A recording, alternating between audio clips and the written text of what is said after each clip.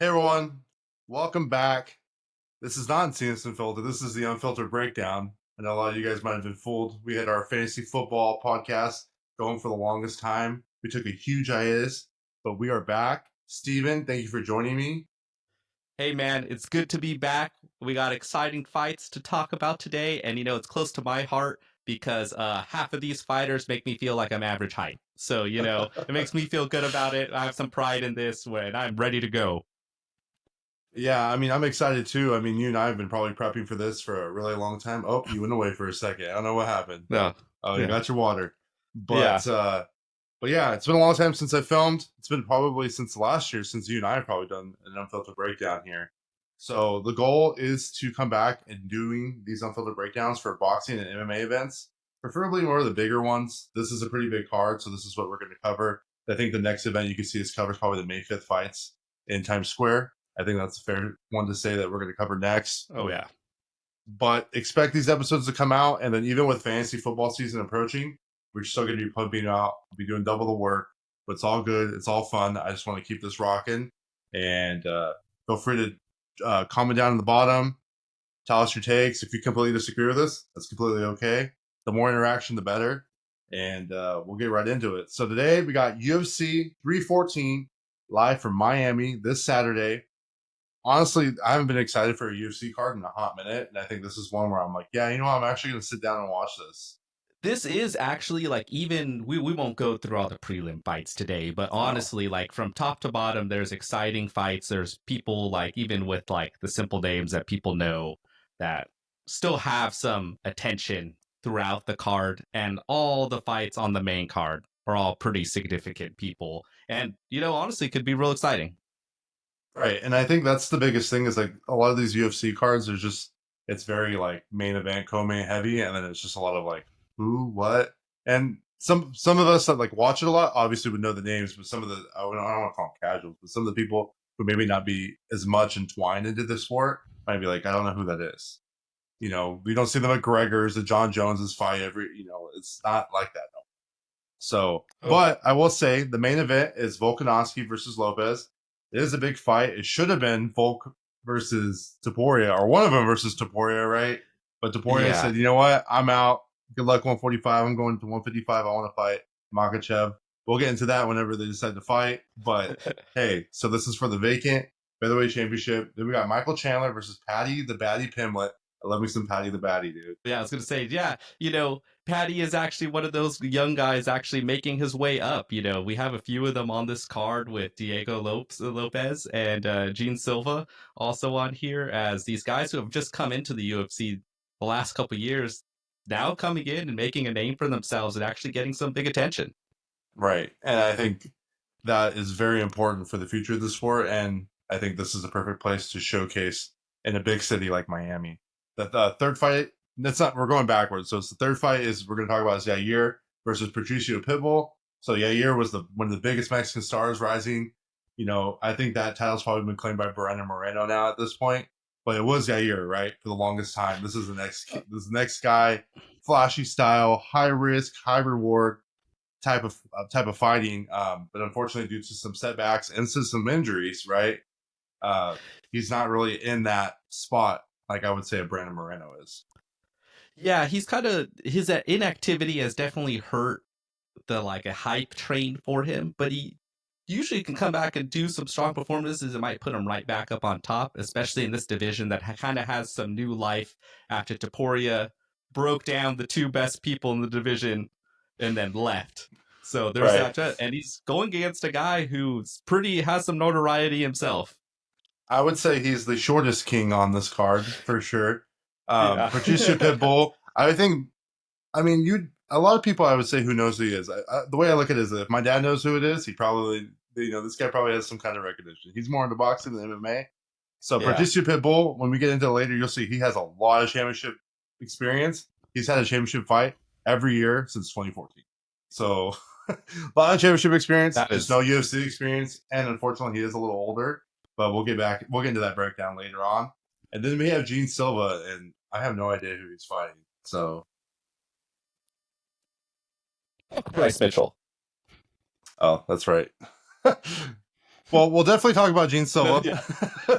And that's all I can say about that. So, main event of the card, we got Alexander the Great Volkanovski versus Diego Lopes for the vacant Featherweight Championship. The current odds are in favor for Volk at minus 125 for plus 105 at Lopes, which is pretty close. Honestly, like I thought the odds would be a little heavier in Volkanovski's favor just because he has been the champion. He's only, going through his fights, he's lost to Ilia Topuria by knockout, and then he lost to Makhachev by knockout.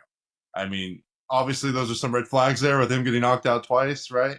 Some would even argue that he maybe did come back a little too quick between October to February and fought again and after his fresh knockout. But, he's beaten Yair, he's beaten Max 3 times, right? Whether or not you have it in one way or the other, because, I definitely had one way for Max. He's beaten the Korean Zombie. He's beaten Brian Ortega, Jose Aldo, and Chad Mendes. I mean, those are some pretty good names for that division. And he has an impressive track record, I would say.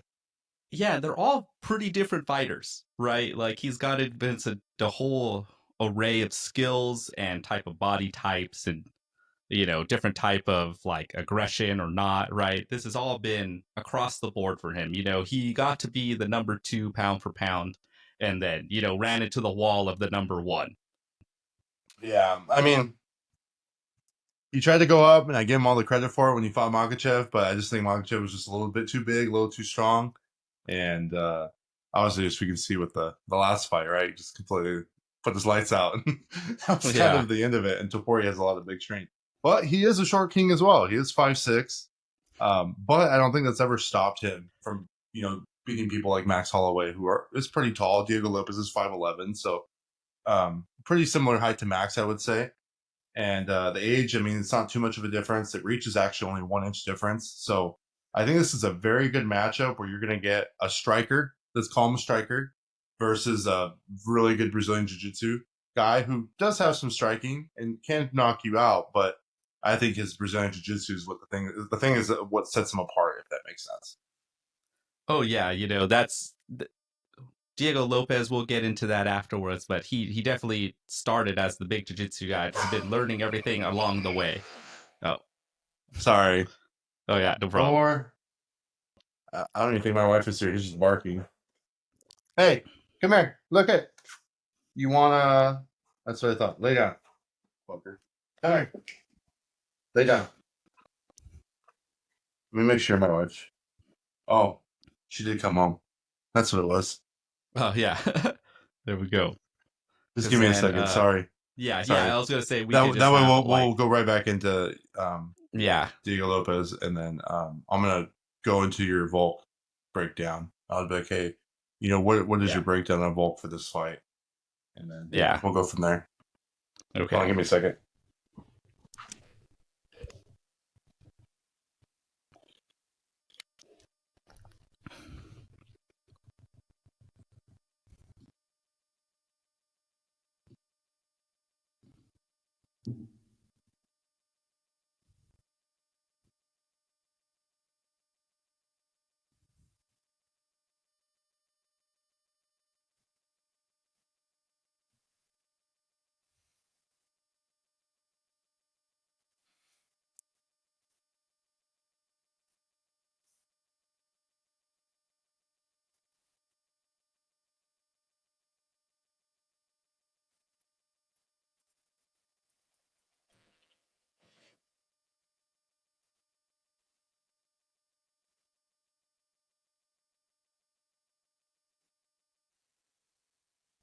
All right, can you hear me? Yes, I can. Sorry about that. No problem. So I forgot if you're gonna just talk about Lopes and then stop there, or when you do if you want me. Yeah. I didn't know, on the exact comeback. I was like trying to remember what was like the phrase. No, I got you. I got you. Yeah, I got you. I'll fix it in post. Yeah. So I'll just have you go like 3, 2, 1 and start talking about Lopes as far as like, we're gonna talk about him very later. Quick. Yeah. Okay. 3, 2, 1, go for it. Yeah, Diego Lopes is definitely the jiu-jitsu guy. That was his core. That's how he was brought up. He is the jiu-jitsu coach for the Mexican, like one of the Mexican teams where Alexa Grasso's from. I was blanking on the name for a Yeah. second. But yeah, so like this is significant for him. He's been training in that. We'll get into him later, but it definitely makes this different matchup of shorter guy, Volk, more well-rounded versus Diego Lopes, who's kind of a powerhouse finisher. Yeah, I mean, this is going to be a very good fight. I mean, I think definitely people want to stay tuned. I mean, Volkanovski is a pretty big name, and Lopez, as of recent, has been making a name for himself. So I think some of the fans, I don't want to keep calling them casuals, but like, you know what I'm saying? Like the casual fan, the everyday fan, Yeah. might recognize that name. So, Stephen, kind of going into this fight, what is your breakdown on Volk? Well, yeah, I guess the very first thing, yeah, I know you mentioned it, him being our first short king on the list today. You know, I, One I of do many. really think 5'6" is overstated. I don't think he's 5'6". You know, I don't know, just seeing him on screen, you know, he might seem a little smaller that way. But you know, he's 36, he's at the end of that physical prime, like right at the decline side. You know, I don't think we would have as much questions on that if he didn't get knocked out back to back within a few months, because before that it didn't seem like his physicality, it wasn't seem like his body was really breaking down up until then. But the biggest thing for him has been his movement and being able to kind of manage that body type of his, right? He was someone who, when it gets Mac, beat him 3 times, as frustrating as that is to me, because he was Oh, man. someone quicker, stronger, and had the cardio still to keep up with Max, which is very different than you normally see with these guys who are these shorter, stockier, more muscled up people in the divisions. So how he does that, a lot of it is one, for as short as he is, his reach is shockingly long. It's longer than Max Holloway's, right? Yeah, I mean, it's only an inch. So Diego Lopez is 5'11", and his reach is only an inch shorter than Diego Lopez, where their height difference is what, 5 inches Is on at paper, least, on paper, yeah, on paper, yeah, on at paper, least 5 inches, right, right? on Like paper, yeah. that, that is crazy, you know? So that does kind of balance out some of that disadvantage he has. But the other way he really does it is with his footwork. And he isn't just darting in and charging in quickly like you'll see other like kind of short, muscled up people do. He is doing, he does move his feet well with his body, right? Mhm. You see a lot of MMA kind of not have that really basic skill of making sure you're not putting your body too far, not reaching too much. He moves his feet well with it, and he sets it up with the striking and kind of feeds into the rest of his game. One of the biggest things he likes to do, and what he loved to do in the Makachev fight especially, was throw the right straight and actually step forward with it, shifting his stance into the southpaw stance, and then being Mhm. able to then switch up his punches from there. He would do the right hook, do the, you know, left straight, you know, kind of go off at different angles even instead of just going straight. That is a big part of his game, and even leads to how does he do feints and how does he use his kicks? Because he loves the low kicks. He really beat up Max's legs on those fights as Right. well. Yeah. So, you know, with that, it kind of all bleeds in with that. And like I said, with his reach, he is able to use the distance surprisingly well for someone so small. You're used to the idea that the short guy has to be the one to kind of bridge these gaps. You have to be the one to close the distance. And instead, he is able to play on the outside. He does really like his jab. He really likes his low kicks, whether it's from his right or left side, hitting the inside or outside of the calf. And he uses that to kind of set up the rhythm. And with people like Max, who are so set that he wants to throw and wants to respond, he sets it up with the outside, gets them ready to load up and start firing back. And Volk did a really good job of responding to that and being prepared for that response, right? He was ready for Max to want to throw back and get his point back. And he was ready to step out and counter before he got his space, right? Right. It really messes up with that flow of a lot of strikers want. They kind of want the your turn, my turn. Okay, you know, you came in, I got you, right? He's really played on that for a lot of his career. Do you think he approaches this fight like the Max fight, or do you think he approaches this fight as like the Makachev fight? You know, it's kind of a weird mix because he does have to bring in that range. And I think one of the biggest differences for it is Islam's grappling was going to be such a bigger factor. That's And, fair. you know, even the way Volk grapples kind of comes in with his footwork and movement. because, you know, he is one of the most well-rounded guys in the UFC. Right. So even with those steps, you know, he could kind of crash in. And when you're closing that distance, you have the chance that you're just going to be body to body with people. And Volk really took that chance, you know, get underhooks. You know, he has some good trips or something like kind of in the movement of things. But otherwise, because he was so physically strong, he was really good at just pushing people up against the fence and being able to work from there. He could stall time.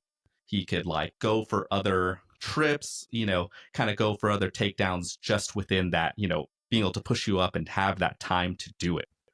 And something Yeah. like with Islam, you know, he wasn't going to be able to do that part, but you just Right. got to see his like total strength and grappling still there, even going against a much bigger guy. Yeah, no, I mean, and that's one of the things that I've noticed with him as well. But I think, like, just looking at this fight, like comparing the two, I know we're talking about Volk, but just if you Yeah. look at this fight, like going into it, I think this is going to be a stand-up fight. I mean, I don't see. Obviously, Volk has great submission defense, and we've seen that in the Makachev fight. Oh, But yeah. I don't think his game plan is going to be to get on the ground with him. I mean, I think that'd be dumb, right? I Yeah. mean, It seems he's going to like have to so stand big and of a bang, risk. right? Yeah. It kind of comes to more like his fight with Ortega. Well, with Ortega is this type of snatch a submission type of guy. He eventually did take to the ground once he was beating up Ortega already. And you get to Right, see when Volk is in that mode to beat people up. He did this to Yair a lot, where like his ground and pound is mean, right? Like yeah, if he has you tired, he's gonna stack you up. He's gonna stand up and throw punches. If not, when he's close in, he still puts his frames up and hits elbows from really close. He can kind of do the bigger attacks or right. be really close to you and still punish you in it. So next we have Diego Lopez. Diego Lopez is he's been on a good one, man. I mean, besides his loss in May of 2023, he gets a very good wrestler, right? Yeah, I Evloev don't even know if is I was like, you go ahead and pronounce that because I'm not even gonna try because I'm so bad yeah, at yeah, names. big debut against Evloev, who is just, you know, phenomenal wrestler, very technique first guy. And All right. even with that, Diego coming in very little experience against that, did a good showing for himself. But since then, I mean, he's done very well. He's on a 5-fight winning streak. Submitted Gavin Tucker, beat Pat, beat Saduk. I remember we talked about him, or Sadiq, right? We talked about Yeah. him quite a bit. Knocked him out, knocked out Pat, and then he had 2 unanimous decision wins. Ige's still a good fighter, right? I will say a B tier fighter, pretty good. Yeah. And he beat Brian Ortega. Brian Ortega was the challenger for the belt. So let's not, that. I mean, that's obviously his biggest fight, right? Obviously, Yeah. not a lot of people have the Max Holloway and the Volk kind of resumes, but this is a great fight for him. And I honestly do think this was like it was him versus Topuria, right? Next, I think that was the next fight, I think that's what and people wanted to see. right, and I respect Ilya to do what he's got to do, but at the same time, I think this is either it didn't matter who he's in a fight, he was in a fight somebody for the belt, right? And this was the fight to make. But kind of, I mean, I know I kind of just skimmed over his fights. But as far as Diego Lopez himself, what is your breakdown on him for this fight? So, you know, we did a little comparison to Brian Ortega a little bit earlier, but that kind of is where people's first idea comes from, right? He's the tall, you know, he is pretty muscled up for his division, right? Like he Yeah, is big and strong. And he is that guy who was jiu-jitsu guy first, quick at snatching, and then became, you know, wanted to strike more and has power in his hands. Right. So that was kind of what people kind of gave credit to Ortega for. And then we got to see kind of the next step of it happen as Lopez came to be, and even in their fight when he really like put a beating on Ortega for a while. what are your thoughts on his striking for this fight? You know, we talked a bit of Volk having this kind of complicated game of using his steps, going into angles, and really setting up his different punches. Diego is a much simpler man. And it's weird because he's the taller guy. He is one that doesn't really use range. He doesn't really throw a lot of probing shots from the outside. He'll throw some leg kicks. He will go to the head every now and again. He pumps his hands out like he's gonna jab or do something. He almost never actually jabs. It's Right? weird though that he does that for how big he is. He's 5'11" as a 145. Like it's like, come on, Yeah, bro. Like use that he jab, use is those leg kicks. all about power in his Oh, for strikes. sure, for sure. Yeah. And with that, he's kind of in two modes. And the major one is that he's sitting back, has his hands up, kind of pumps a little bit, and he is waiting for you to step in. and he just wants to throw like 4 shots at you. He's as you come in, throw it, and as you get closer, he will switch it to kind of like the more tight in punches, doing the tighter uppercuts. I mean, that's how he really hit Yusuf with, is he came in punching, as he got close, switched it to the uppercuts and hit him straight up the middle. Right. So it's kind of that weird one because he doesn't really fit the tall guy archetype with that. He sits, he wants to throw power, he's okay being in close, and he does like to then switch that to, you get in close, I want to do the collar ties, hit uppercuts. And for him being a big jiu-jitsu guy, doesn't do so much for the takedowns. He'll maybe threaten it a little bit, but a lot of it just comes to like, he just wants to body you in that moment, right? He'll set the trip up, push you over, and then he's swinging on you from there. But I think from what I've noticed from submissions, obviously a lot of them happen like before the UFC, but some of them that I watch in the UFC, it's kind of like it has to like look like a Thanksgiving dinner, right? It's like right there. It's right there for the taking. He's like, all right, well, I got to take it, I guess, right? Because when I was looking back at some of his fights, it's like, yeah, he does prefer to punch, and I mean, I get it. The adrenaline, the blood's rushing. You want to finish your opponent. You're Brazilian Jiu-Jitsu. You want to be like, hey, I'm not just Brazilian Jiu-Jitsu. I got power in both hands. I can get the knockout as well. And I'm not saying that's his mindset, but that's just what it appears to be, right? Like when you go back and look at some of his fights. But I do think in this fight, he probably is going to be looking for the submission. I mean, it's going to be hard, right? Volk has a very good submission defense, but I do think that for the belt and with everything on the line, especially the payday that this is going to produce for him, I think I can see him probably snatching something up, because I think that's going to be his key to victory. Not to jump ahead, but I think that's going to be one of his keys. Yeah, I think, he is a throw at the hands, right? Because of just the power and the questions of like, can Volk take that, right? Because so far, not really a lot of people in the division have been able to take that unscathed. Right. And the rest of his wrestling game, like I said, he's not really strong at doing the control and doing a big takedown. But it doesn't really matter for him because he just makes the space and movement, and that gives him openings to grab those quick submissions. And even when he's on the bottom, a lot of his game is trying to threaten still. When he was, Evloev is an incredible wrestler, incredible control. And Diego Lopes was getting him in a lot of submission attempts, being able to control the rest of Lynn's, control his arms, and kind of get one of his arms hidden under the guard to try to go for the arm bars.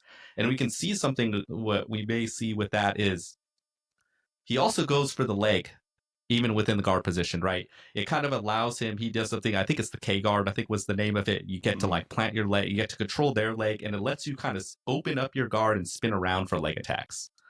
So that's one where to be on the lookout for with Lopes, because he does have all of these kind of options to try to snatch up a submission. Yeah, for sure. I mean, that's what I think he's going to need to do. And it's not anything against him. I just think that Volk has so much 5-round experience. And the longer the fight goes, the sweatier they're going to get, and the harder the submission is going to be. So I think if he's going to get it, he's going to get it early, or it's going to be a late round stoppage or late fight stoppage. So how do you think they match up against each other for this fight? So I think there's a couple key areas this kind of is going to clash in, right? For one, we talked about Diego not really having the range, right? He doesn't really use it. He will, if he catches you sleeping, hit you with a couple quick shots from the outside. That's how he got Ortega, or he wants to counter, a jab. But Volk is very good at playing on that and getting that reaction, right? Volk is going to be practicing, being able to feint, being able to set up Diego to throw hard. And I think that is actually the core of his cardio issue, right? He was able to go all the rounds with Ortega versus really struggling against Dan Ige. And, from it, you don't really see a difference in his like training or in his weight cut.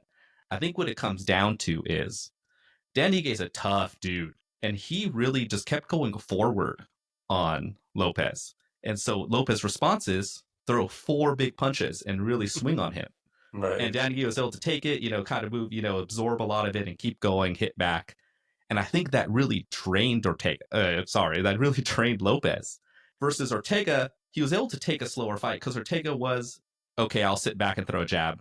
Ortega was still hurt from the first round for the rest of them. So he wasn't really able to commit and really do more to challenge Lopes. So he got to kind of sit back, allow himself to like, okay, I'll take a couple steps back. Oh, you do a long attack. Okay, I'll just move out of that and just kind of wait for something more set where he was comfortable.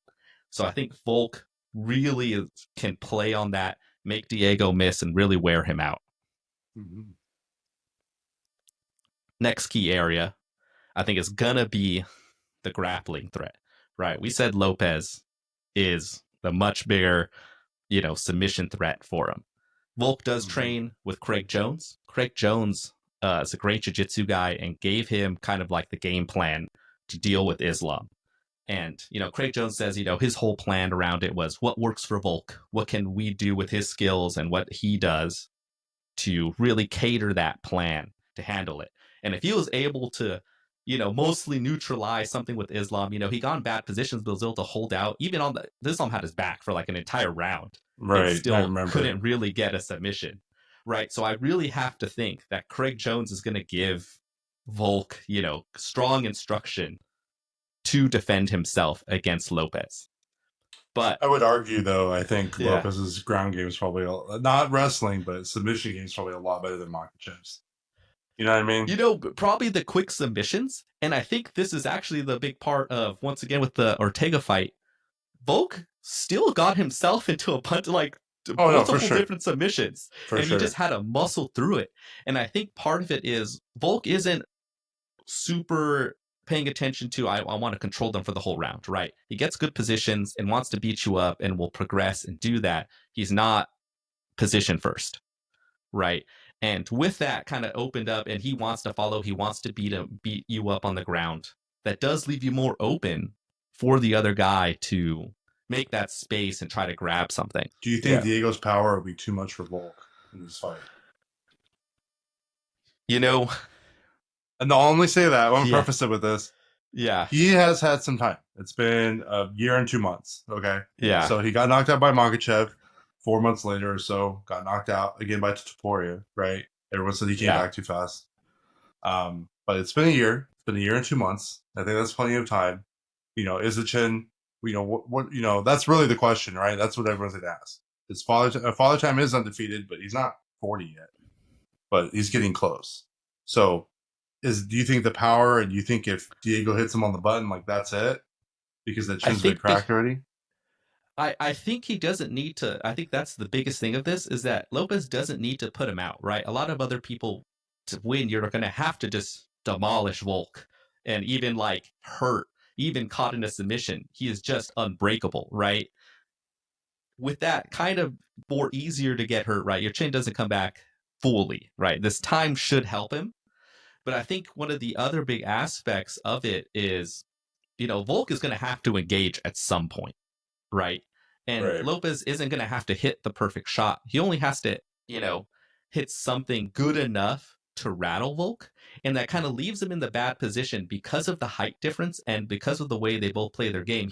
Volk steps in and he really got beat up by Islam grabbing the clinch, grabbing the, controlling the head and hitting knees and hitting shots and being able to control Volk's head from the inside. And I think that's exactly what Diego Lopes is going to want to do in this. I think his power might rock him, put Volk in a bad position. And once Volk is there, kind of leaned up against him, not fully aware, I think that's what's going to lead to that submission threat. Right. If he's hurt and diving in at the legs, I think that's exactly what Lopes loves. And, he even went and put himself into guard to get submissions, right? Like if he feels it, he's going to dive onto it. What's funny is that I think like Diego's power is great, but when I think of like Topuria and I think of Makhachev and I think of these guys, I'm like, okay, well, they're a lot stronger in my opinion than Diego is. So I think Volk has fought stronger guys. Max, maybe not so much. Max is more of a volume guy rather than a one shot. I mean, against Gaethje though, that was kind of crazy though at the end. That was kind of crazy. But personal opinion, right? I think Volk will be fine with Diego's power. I think it's going to be more of, is that chin still there? Because he's going to take shots. You're going to get hit in a fight. Yeah. We're about to find out really fast. Yeah. I mean, is that your final prediction? No. I'm just saying. I think that's what we have to figure out. And then I think the last question, really, if you want to just think about the matchup, is does Diego have cardio for 5 rounds? I don't think we know. Here's the truth. I think with the way he fights and the matchup with Volk specifically, no, absolutely no way, right? Well, he Because can't Volk is match so Volk's pace for active. 5 rounds. Right. Yeah, No. it's kind of like what Max did to Jose Aldo, right? Jose Aldo was this guy who was so wanted to throw hard. You touch him, I'm gonna immediately get you. And Right. Max ran him ragged and then beat him up. Volk is in that same type where he's gonna play on that. He can use the outside better than Lopes is able to, and it just sets up Lopes so loaded up all the time to throw hard that if this goes past the second round, I don't think Lopes is gonna have anything left Oh, besides like a Hail Mary submission. well, and that's kind of where I was thinking is that I think like as the fight goes longer, I think I like Volk. Obviously, I think the sweatier you are, it's going to be easier for Volk to get out of the submission. So the longer it goes, and the cardio aspect. So yeah, I think the later it goes, you have Volk, and obviously the earlier the flash KO, right? Just the one on the button, or you're dry. I just happen to see your neck, and I'm gonna go for a Darcy, just something crazy, right? Something that just happens to Yeah. present itself. Then I think that's how Diego wins. Do you want to go straight to predictions? I'm down. All right, go for it. All right. So I think Volk wins in 5 rounds. I don't think that he knocks him out. I think it's a 5 rounder. I think he just beats him because of his cardio at the end and that championship experience. Yeah, honestly, like I give a lot of credit, and I think Lopes could not be counted out for Oh, for sure. most of this fight. But I really think Volk's team, and because Lopes doesn't use the outside, I think it's gonna give Volk the chance to be able to use the space for defense from Lopes really being able to like use his quick 1-2s from the outside. I think he's gonna have to go through far to really land a perfect one. And I think Volk understanding movement enough, if he is not shot, if he hasn't broken down, I think he will be able to play on the reactions of Lopes and school him for a few rounds. For sure. But like I said, it all comes down to if that chin holds up. Because that's what it's going to come down to. It's nothing against Volk. I love me some Volk, but I just think that's currently where it's at. The co-main event, we got Michael Chandler. He's honestly one of my favorites. I wish we had Bellator Michael Chandler, not UFC Michael Chandler. But it's against Paddy the Baddy. Oh, dude, another one of my favorites, dude. This is a lightweight 5-round fight, which is good for Chandler, I would say. A lot of championship experience. Paddy, not so much. The current betting odds are in favor of Paddy. No surprise. Chandler's at plus 125 and Paddy the Baddy's at minus 155. So it's not too crazy. They're kind of giving the Scouser a little bit of an edge there, but not too much of a high difference. 5'8" to 5'10", not too crazy. He's still Michael Chandler is a short king still. I know. Yeah, I'm gonna say his is overstated as well. I don't believe for a second he's 5'8". He might be 5'6". Because he fought Pitbull and they both look similar in size. But he is 38, but he is very exciting, I will say. And that's why he's still on the UFC roster for as many losses as he had. And speaking of his losses, he came in, knocked out Hooker, lost to Oliveira, lost to Gaethje, knocked out Ferguson, but poor Fergie was at the end of his road as it was, man. Got submitted by Poirier and had a 5-round decision loss to Charles Oliveira.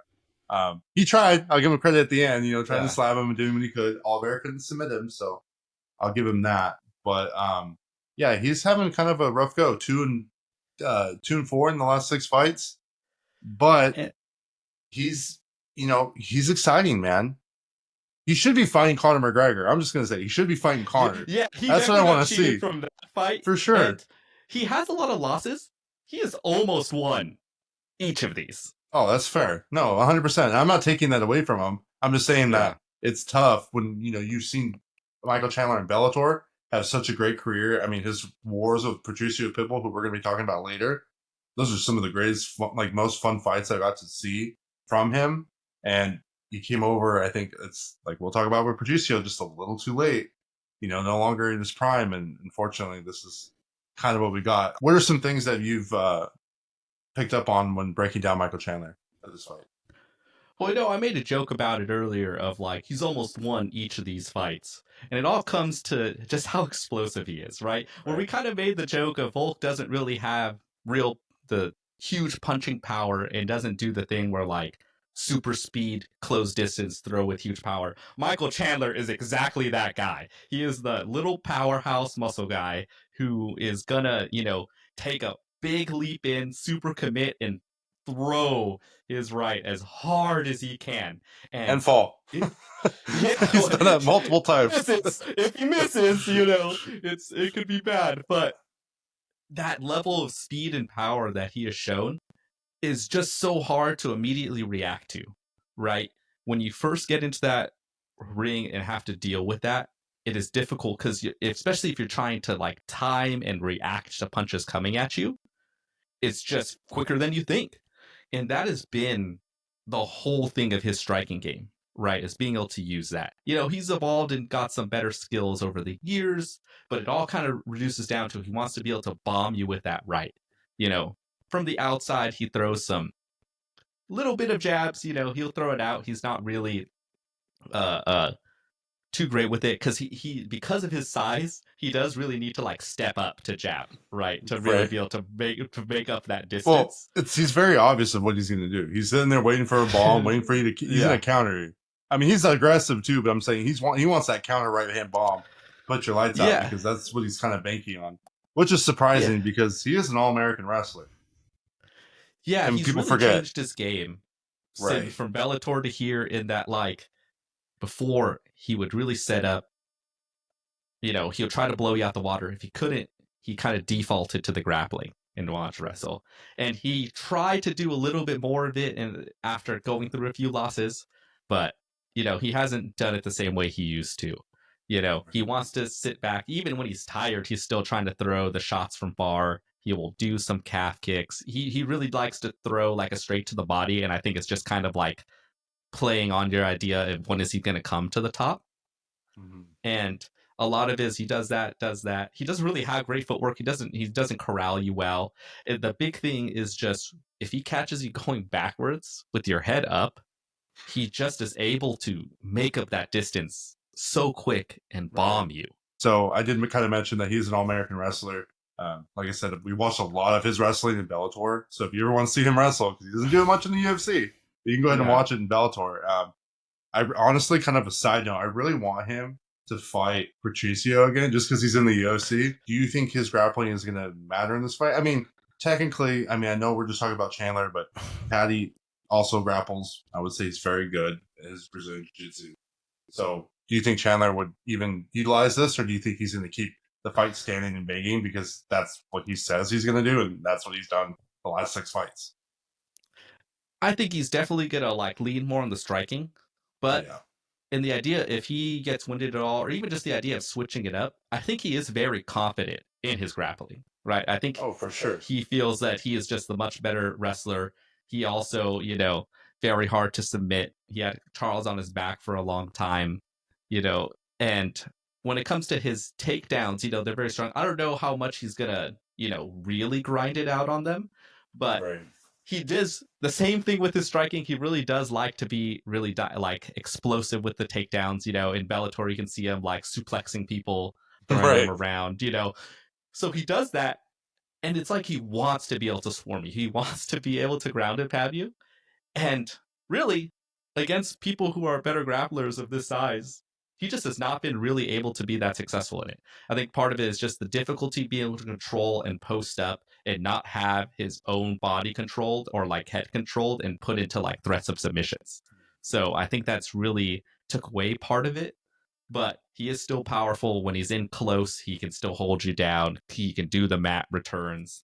He himself has some submission threat where like he will get the back, but like I said, he's just been not really showing it the same way as he used to. Like I said, this is one where like he floored Benson Henderson, who was a great grappler himself, and had zero problem just throwing him around and controlling him. Well, and that's the thing is that he kind of did come in, right? It was COVID 2021, and he was like, I'm here to put on exciting fights. And I do think that's what Dana wants, because he's lost 4. He's fought 6 times, lost 4. But they keep him around because he's exciting. A little cringe. Some people call him cringe online. I watch the embedded. I know. I see it. A little cringe. I enjoy it. It's not, to me, it doesn't seem too fake because he's been consistent since he came in. He's been very consistent. He's very confident. It doesn't matter if he loses, right? He's confident. He's going to tell you what he's going to do, and that's it.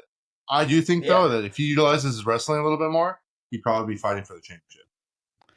Yeah, it's been a big Don't tool. say I'm not saying he's gonna win, but I'm just saying like he'd be Yeah, fighting against Makhachev for the belt. yeah, and it's funny you mentioned like the personality and the big bombastic nature of it is that he is against one of the other big personalities now, Paddy the Baddy, right? He Right. has been making the name for himself coming through the division. Well, I mean, if we're gonna talk about Patty the Batty, we'll just get right into it then. So Yeah. Patty the Batty, man, 22-3, 10 submissions, been submitted once, has 6 knockouts. Fair to say he's a submission. He's a second degree black belt, from what I remember. Yes. So I mean, he has like 3 early losses before he even got into UFC. His UFC fights are KO to Luigi, submitted Vargas, subverted Jordan Levitt, uh, beat Jared Gordon, beat Tony Ferguson. I mean, it sucks because Tony was so good, but he just got old. Yeah. And then he submitted Bobby Green. So he does have some notable names on his record, but it's not to the level of competition of Michael Chandler. So I do think this is a big step up, one in competition, but two to really see where he's at in the division. I know he's calling his shot for a title shot. Calm down now. Let's not get too crazy. Yeah. There's still I still want to see you fight the Oliveras and the Poiriers, and you guys still got your way up. I don't know if Poirier's gonna retire, but you still got some of these really good guys in this division that is still stacked, by the way. But this is definitely a big step up in competition for him, and I'm really excited for it. Yeah, and this is gonna be, I think, his first 5-round fight in the UFC. He had some Oof. others for like Cage Warriors because he going for the championship over there. So that is a big difference if it makes it that far. And he is one. The big thing about him was he was someone who would balloon up in the off Bro, season. I watched the vet, and he said that when he came Yeah, to America, he was 210 pounds. yeah, In which San is just Diego, he went to San Diego and ballooned up to 210 yeah, pounds. The boy yeah, fights at and that is 155. To be fair, though, he's looked in better shape for this fight camp, like compared to his other fights. But still, yeah. like, We got to see a bit of a transformation from like Tony fight Bobby Green to now, where he is looking much more muscled up, right? He was the other guy who, taller, he likes to fight kind of long. And you can even just see in his shoulders, like the muscles are just different than he used to be. well, he's a He dad fully now, so committed. Yeah, he's got yeah, that he has dad dad strength. strength. Yeah, Yeah. But he old dad does versus have young dad. surprising power in his hands, Oh, for right? For sure. someone who was a jiu-jitsu guy first, first and foremost, even what they did in the embeddeds, if you see when he shows his knuckle as like Michael Chandler showing Dude, his, oh it's my just like God. he has some crazy hands that has just been broken, from hitting Both of them. things for Both of yeah, them. like it was gnarly to see that. And it's just like, Paddy did surprise me, showing that he had a good amount of power. Um, he is someone when he is more on it, he can throw some nice straight punches, right? He has good pop on it. He does get into the moment of like, oh, someone's hurt, let me start swinging, right? Yeah. And unfortunately, we didn't get to see a lot versus when he fought King Green.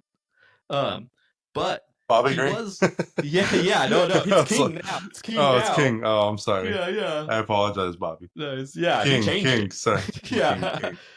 But yeah, he really like matured in even the idea of like his discipline in the striking, right? Because he was someone who would stay long, kind of do that little bit of style, keep distance, and then kind of blow it out the water when he had a moment, and just keep his hand, have his chin up, hands down, throwing, right? And that gets him caught a lot. And with King Well, Green, he really was more disciplined, keeping that distance, and kicking first more than throwing the hands and really kind of paying more attention to that. yeah, I think the only thing, like, to add just some more stuff is that what I've noticed in his fights is that a lot of his fights are close. And they shouldn't have been close. And these are against guys, and it's not to say they're bums, because they're not. They're very good guys, but they're a lot closer than what they should have been. You know what I'm saying?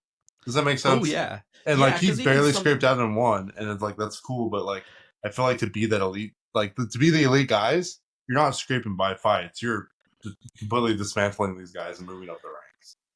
yeah, he looked better against Green because of the quick submission. We kind of mentioned he is a Brazilian Jiu-Jitsu second degree black belt. He's very Mhm. good. Probably this highest skill is his ability to take the back, but he is someone who if he sees this mission, he wants to die for it and do that. But the rest of his wrestling has been a little bit of a problem because you mentioned the closeness of some of the fights. When he fought Jared Gordon and even Jordan Levitt, they were able to use their wrestling and their, body to. For Levitt, he was going for the takedowns, taking Paddy down, and Paddy was, working his way back up. He was trying to threaten some stuff, but really, he kept getting put into bottom position, right? Right. And whether that is, him trying to snatch something up and like, kind of letting himself get there, or him just, not really worrying about it, I think that's still bad when you have to think of multiple rounds of being judged. And then with Jared Gordon isn't an amazing wrestler or anything. No.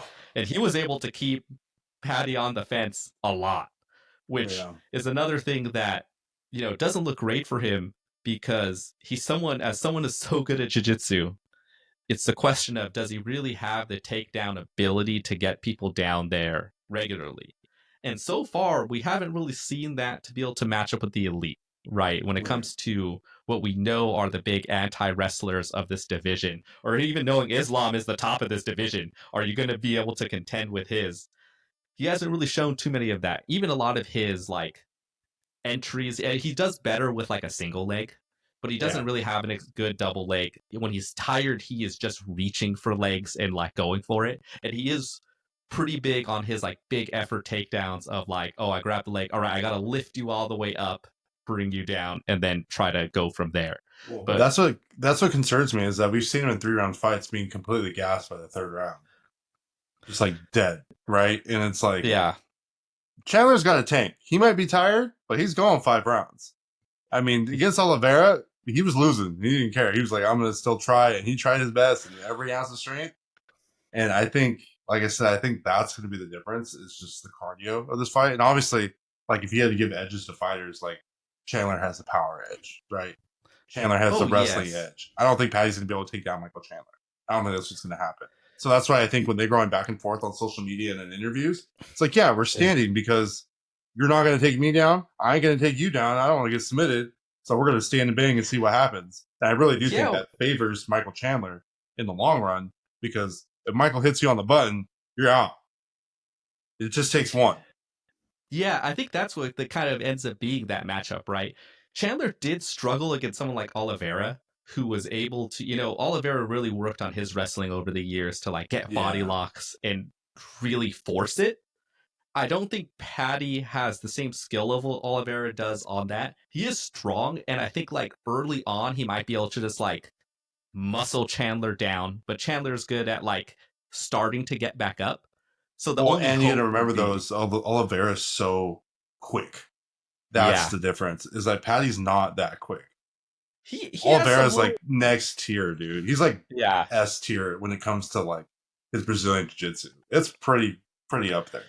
I think specifically for the back takes, Paddy's pretty up there, right? Because he does have one, but that's been part of the problem is with his energy levels, can he maintain that? And that's really been part of that problem. And I think something where Chandler starts so quick and Paddy has such the bad habit of having his head out and trying to do kind of the tall man defense of, oh, I'm just going to step back and lean back a little bit, is exactly the thing Chandler can prey on and kind of set up Paddy to get hit with that big shot, especially since both of them are not good at circling the cage, right? No, Paddy backs himself up directly to the fence, and Chandler will basically do the same thing too. And then, like, whenever any of them have to get out, like, Chandler has to, like, straight up run around the cage or try to run and make space.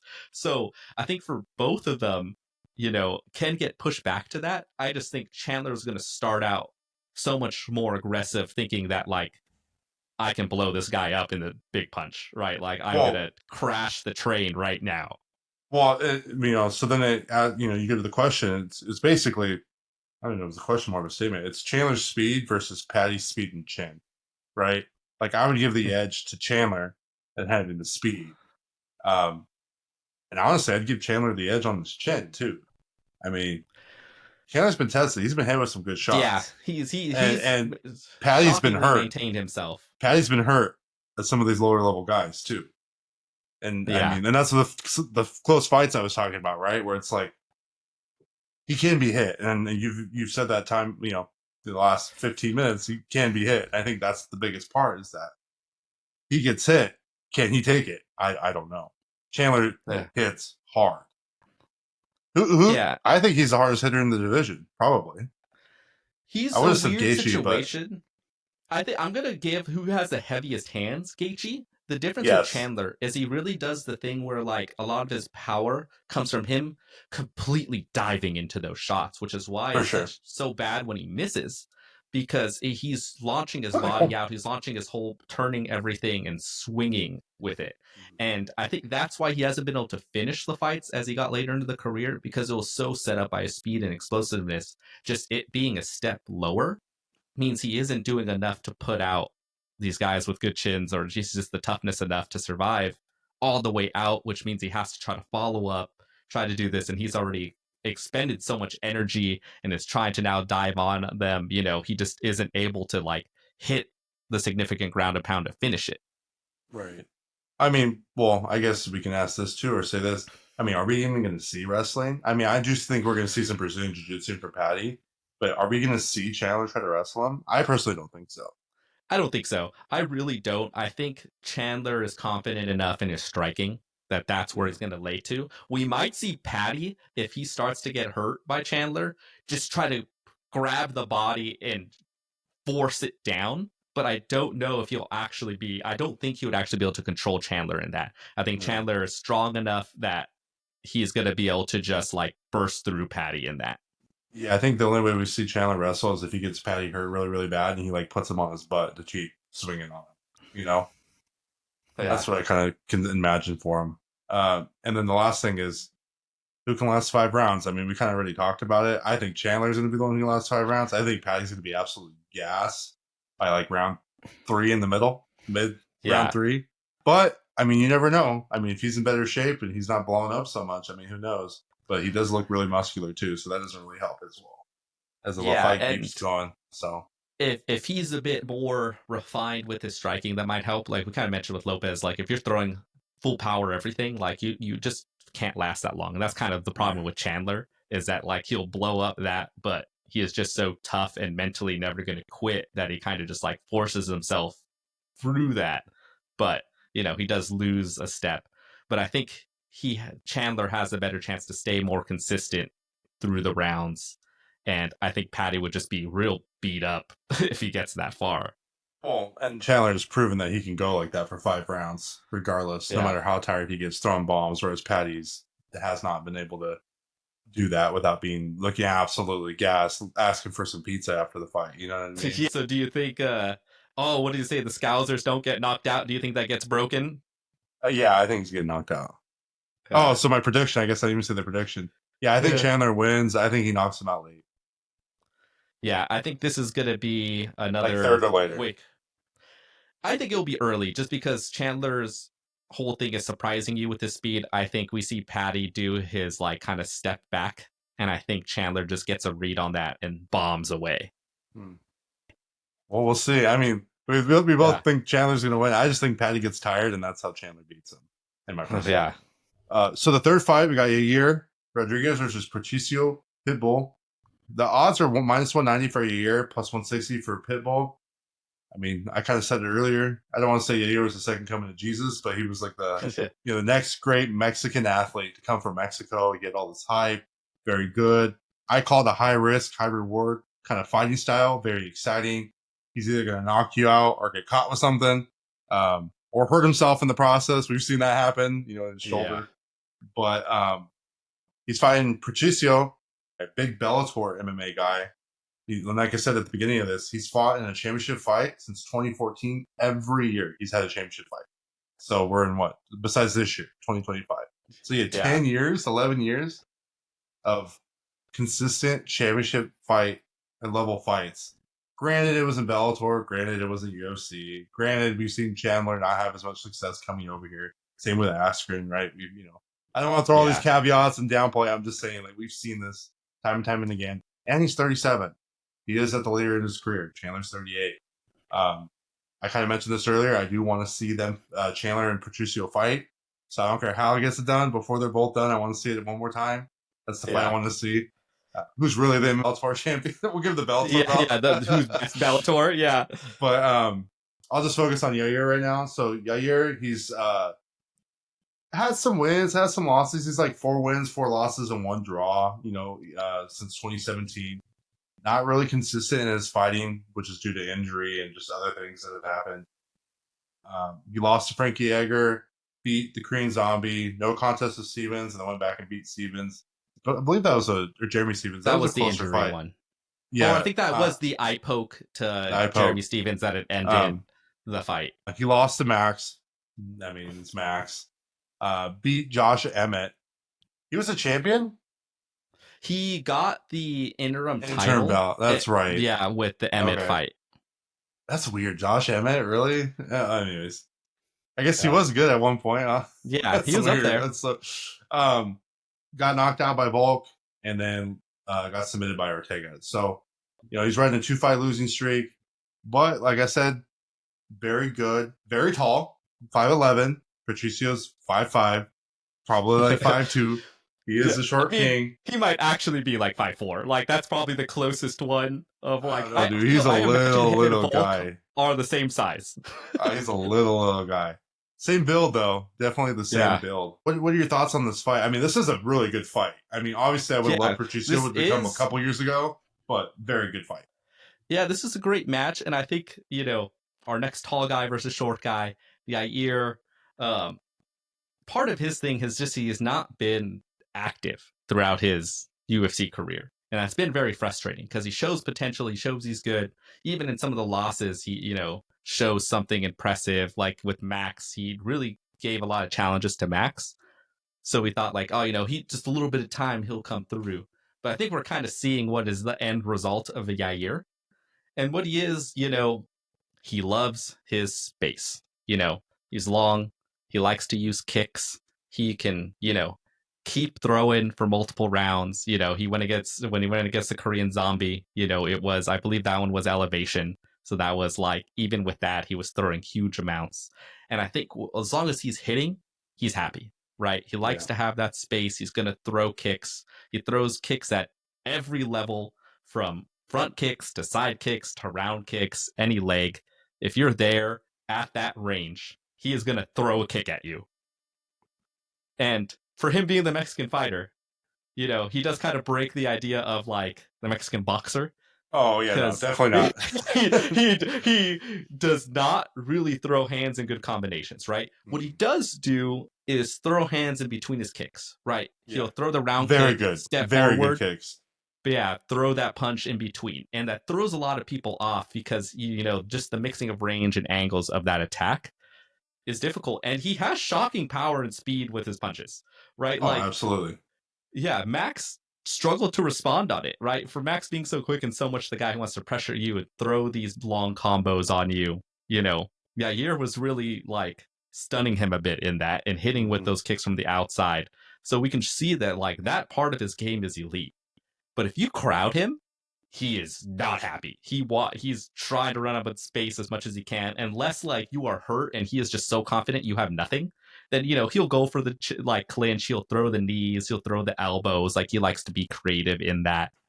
And when he does have someone hurt, same thing as the rest of our tall guys on this card so far, he will just start throwing, right? Like he'll just start swinging. Like the technique just goes for out broke. the window. Yeah, goes like for broke. You're hurt, he's just throwing. And that's like the same thing, oddly enough, with all these guys so far from the tall ones, that they're going to chase you down. They're going to start swinging. If you're on the ground, they're going to start swinging. Like he just is relentless in that. But it doesn't mean it's picking the shots and really finishing the guy. Right. Yeah. And I mean, I don't know if you mentioned this, but he did make Max Holloway try to wrestle him for as strong as he was. So that's another interesting thing just to consider. I mean, for as good as Max was, this guy's got power. I don't think anyone's going to say, oh, Yair doesn't have power. I think, unfortunately, it's just, like I said, like the one way for me to put it to someone who's like, well, how do you define Yair? I'm going to be like, high risk, high reward. He's going to throw kicks. He's prone to getting taken down. But if he catches you with a shot, he's going to put you out. And he's exciting, and that's why people want to watch him, right? But unfortunately, due to injury and inactivity, some of that hype has kind of been taken away, and he's kind of got to climb his way back up. But even though I did say that Max tried to wrestle him, his wrestling is not that great. I mean, can you talk about his wrestling a little bit? Yeah, so one of the things about it is we mentioned like he hates being crowded, right? And when he has his space and can play, he's really good at like stepping out, using his footwork, getting away. When he feels crowded, he kind of panics a little bit more, right? And it kind of turns things messier. He can get caught more on the cage, you know. He can get kind of stuck on the fence. Ortega also isn't a great wrestler, and he was able to like really make Yair uncomfortable and really set up to start that wrestling exchange. And once Yair is in the wrestling exchange, when he's against the fence, he'll do a wide base. He is pretty strong, so he can kind of try to keep a hold position.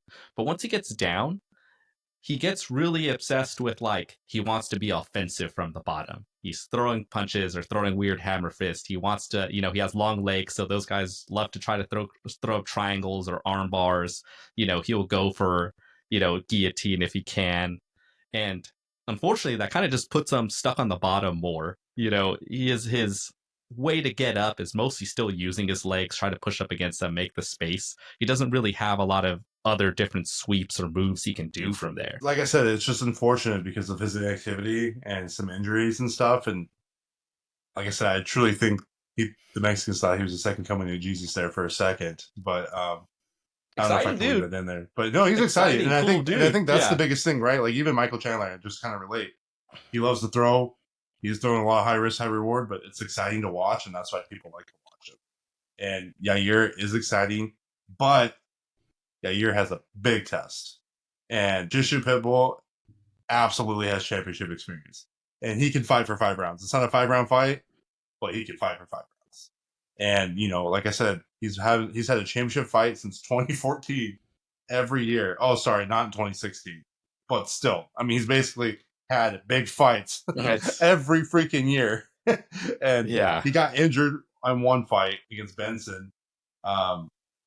He's only lost to a couple people. Most recently, like Pettis, Suzuki, and AJ McKee, and then he went back and beat AJ McKee. So it wasn't like, what I'm saying? Like he's very, very good. He beat Michael Chandler, knocked out Michael Chandler actually early, in the first round. So he's a very good fighter with some crazy power. But I think 5'11" versus how tall are they listed at? 5'4". I'm just double check. 5'5". He's probably like 5'2". I'm sorry, don't hate me for that. But he's a very short man, but he's got huge power. And I would say his power is probably better than Chandler's, to kind of give you an idea of how strong Patricio Pitbull is. Yeah, I think that's what, we keep going to the different guys for these small guys, right? Volk, not a lot of power in his punches, but has good movement, speed, is physically strong. Chandler, all about the explosion and just throwing himself fully into punches and closing the gap. Patricio Pitbull is different than both of them in that, like, he has changed his style to being way more about keeping the distance. He kind of has more of like karate inspired stance. He's more sideways. He's more staying back. And he has just been super patient as he got later in his career. He kind of started to keep that distance. Yeah. It's weird because he's a smaller guy. Like he should be trying to Iron Mike Tyson it and get up in there and throw an uppercut, throw some haymakers, because anybody that's what I'm saying. Yair's 5'11".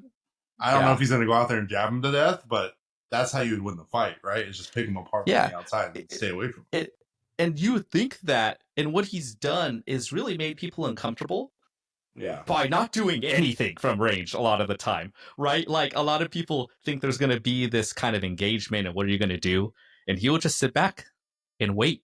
And then you start like, all right, let me probe shots at him. AJ McKee was really big on, I'm going to throw wild kicks at him and just keep doing that from range. And, the first fight, it really surprised Patricio. Second fight, Patricio was more ready for it. And he was able to time the kicks and really step into them and punish AJ McKee more. That kind of made him more afraid to commit to those kicks. And I think that's the same thing he can kind of do here with Yair, right? He is all about staying far, staying far, staying far until you commit to coming forward at him. and then he is just ready for his counters. He has his hands up at all times. He is waiting for that moment, and he knows he can do it from first round to third round because his power isn't just I'm throwing my whole body into it. Like that dude's hands really like he is probably the heaviest hands. You're right out of Hands of all these stone, guys just dude. He's naturally. got hands Yeah. of stone. He's got some very heavy hands, and I mean, he's a Brazilian Jiu-Jitsu black belt. I mean, I think people forget that he's very good at all. He's a very well-rounded fighter. But speaking of his Brazilian Jiu-Jitsu black belt, can't even talk. Sorry. You want to get into his grappling a little bit? Yeah, he doesn't really show it that often, right? He's been very committed and knows that he has power in his hands. He'll still throw in like some takedowns and everything. He's strong, so he's able to push against people in the clinch. And that kind of happens a bit where, he's waiting for people to step in on him. He's trying to throw the counter. If he misses, it means he's body to body with people, right? That gives him a chance to grab in. And he's okay, pushing off, getting the space or, stepping out and throwing another punch in there. But if not, like, he has been very good at a couple things. He has a really good arm and guillotine. So people who are wrestling on him, very good to counter that. People that he gets control of the head or gets the front headlock position, very threatening and uses that, to kind of get better position. For his wrestling wise, he does do the body lock takedowns. And when he does get people down, he does try to pass guard very quickly, right? That's one where if someone isn't ready for him, he is getting that leg through and getting position and really trying to he will try to punish you. And if you give his back, he is good enough to finish that rear naked choke, no problem. Yeah. So looking at these two fighters stacked next to each other, just some of the things I can think of is, Patricio has struggled with long range kickers, which Yair is very good at. Do you think this is going to be a problem for him in this fight? I think so, because the biggest difference from someone like AJ McKee and Yair, right? Like Patricio has beat other kickers, and a lot of it is he can time it, he throws the punch and kind of intercepts them. He loves that. AJ McKee was someone who throw a wild kick and then not really throw his hands well, right? Something Yair can do is throw the kick and throw the punch following it right after. And I think that's something that is going to be more difficult for Patricio to react to, right? Because he's going to have his hand, he's going to want to block that kick or kind of step back. And I think that's just going to put him in worse position for those punches by Yair. Well, even though it's going to slip by Yair can get sloppy. And like I said, he's a high risk, high reward, right? Where he'll just go. He throws for broke. And so if he starts getting sloppy, I mean, what do you see Pitbull doing in situations like that? Yeah, I think Yair, if he loses discipline, he loses a lot of that skill that's keeping the distance and making it, and it's all part of that excitement of throwing combinations and doing that. But Patricio has a history of he can be almost knocked out, falling apart, going backwards, and KO. He will still be looking for that counter, and right. I think that is the big thing. Plus the side of if Yair chases in like that, Patricio's wrestling is pretty good, right? Like I said, doesn't use it often. He can finish that takedown and take control on the ground, and that has completely drained Yair in multiple fights. Oh, absolutely, right? And I think that's his biggest critique is that he doesn't like wrestlers because he can't really do anything against them. But then you have to ask the question: is Patricio actually going to wrestle? I would say probably not. He doesn't really do it. I think if he sees the opportunity and he's body to body for him, I think that's just going to open that chance up too much, right? I think that's the reality. I think he is a smart enough fighter to know that if he gets in that and he's on the fence, why not? Yair has this whole why not, use your skills and really break him down. For sure.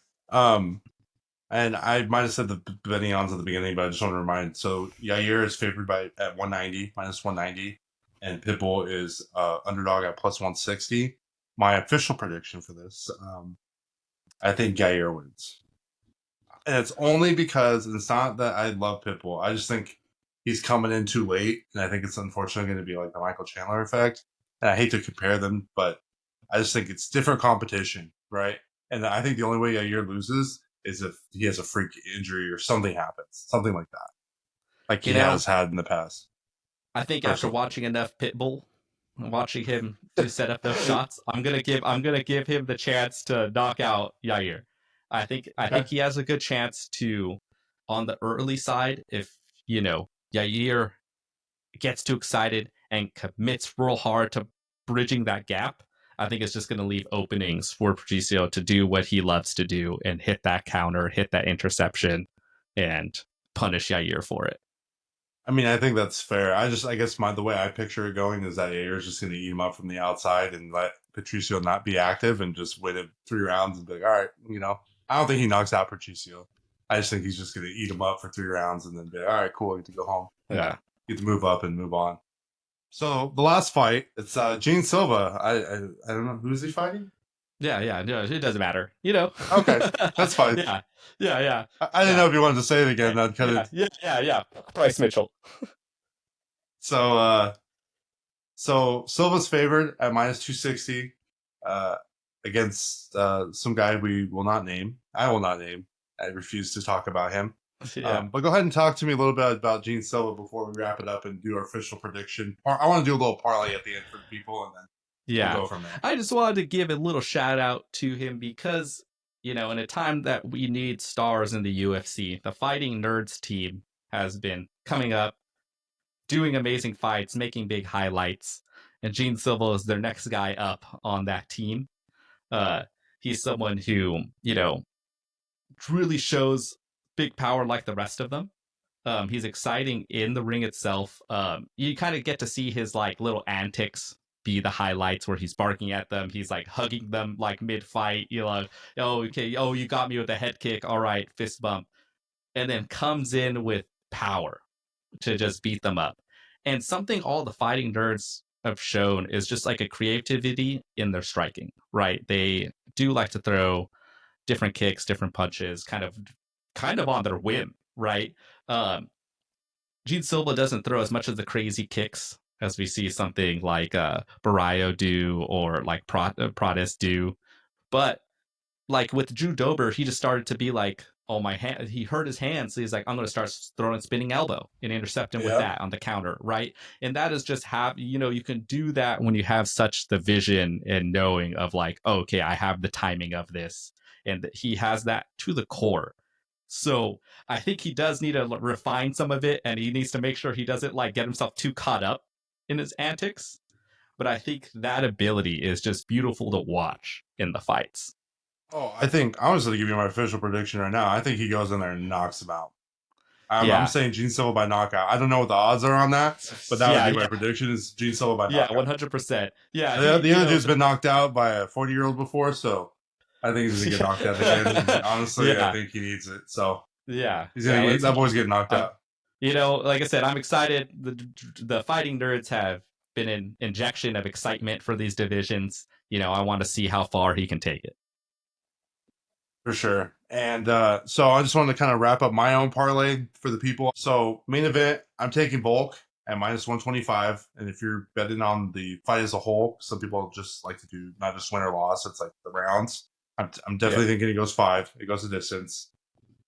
Chandler versus Paddy. Chandler's underdog. I'm taking Chandler by at +130. I don't know if he's going to knock him out, but I think he could definitely beat Paddy over 5 rounds.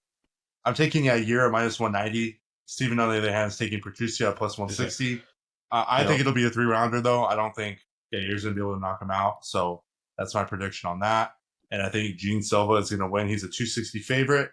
I do think he knocks out Bryce. I don't want to say that. Jean Silva is going to win by knockout. That's what I'm leaving in. Right? Yeah. Jean Silva will win by knockout. And I don't know what the odds are on that, but that's what I would take. Yeah, get him by that's finish. That is your little 4-leg parlay, if you will. If you enjoyed this episode, please like and subscribe. The goal is for Steven and I to continue doing this. The next fight card will most likely be the May boxing events that are coming up, which is probably going to be looking at Canelo. We're going to be looking at Jose versus Devin Haney, Teofimo versus Barbosa, another great fight. And then we have Ryan Garcia versus Raleigh. That's my favorite. That's one of my favorite fights, Raleigh. So Garcia is going to be fighting Raleigh. You got Barbosa and Teo, and you got Jose and Devin. and then you have the following, and that's in Times Square. Crazy. Yeah. They're sold out, not even open to the public. I don't even know how they did that. It's crazy. How many? There's like 200 tickets, I think I read, or 300 tickons or something. Yeah, this is a big event. My dad has 2 of those tickets to the fight. Nuts. Yeah. And then Canelo's fighting on the weekend. Makes sense. It's gonna be right. Am I right? Yeah, I think he's fighting, right? Yeah, for Yeah, sure. it's that same weekend. It's gonna be filled with fights. I'm excited for that one. We'll get that one all ready to go. So that's the plan. That's what we're going to be doing next. Like I said, please like, subscribe, comment. You can check us out on all of our social media profiles. I know our Unfiltered breakdown. We have the shirts. We get the merch. Steven's got the merch. He's just not wearing it today. Yeah. We have a profile that's separate from Encinas Unfiltered, but just to kind of like clarify some things, Encinas Unfiltered is the show or the brand. I don't want to say brand names. I think like ESPN. That's Encinas Unfiltered. It's the network. And then within those, we have the Fantasy Football Podcast. We have the Unfiltered Breakdown, which is focusing strictly on MMA and boxing pay-per-views. And then we have the interviews, which is mostly just me talking to professional athletes and amateur athletes as well. So we'll see you for the next fight card. Steven, thank you for joining me. All right, it was man. a lot of Always fun. fun to be here. Like I said, this is one where I'm excited for these guys. I gotta represent my short kings out there. Gotta represent all those short Lord Farquads out there, my guys. Yeah. But until next time, everybody, peace. Peace out.